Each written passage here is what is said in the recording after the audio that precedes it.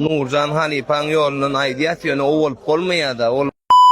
Selamun aleyküm. Allah canın sağ olsun. Ediyen işleriniz uğurlu olsun. Başına dik olsun. İşiniz yol alsın Kudaycan.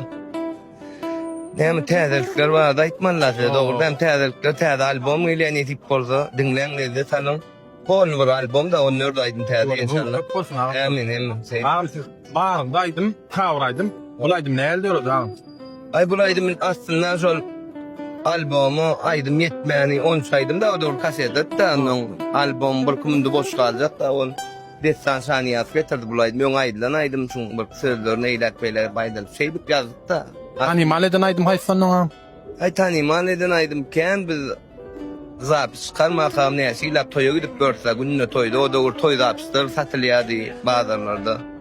Onun bakarcan bağırında bir de ne olacağım yalan mi mektep girler ken kovaydınlar var.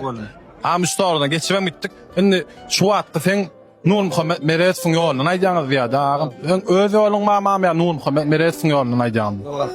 Nurcan Halipan yolunun aidiyasyonu o olup olmaya da ol bir Huday tarafın verilen Türkmen üçün bir namat diyilen yalap var. Bağısı da ol kendi koldatlar koy kıt ol hiç hasan aydınlar yadadana. Öz aydından ama aydiyan yöne vaatın geçmeye veren şon Nur Halipa'da aksın aydınların aydın yöne akış tapasın edülü özünü megdeden aktı öz sesin aydiyanın gitti geçe şol özünü alayık edip aydiyan da haydi aydınlan molonlu. Onun öz aydınlanmadan Nurcan'ın aydınlanma kön aydınlar aytmadan halkın teşnelerini kanlık olmaya da ondan aydı aymal oluyor.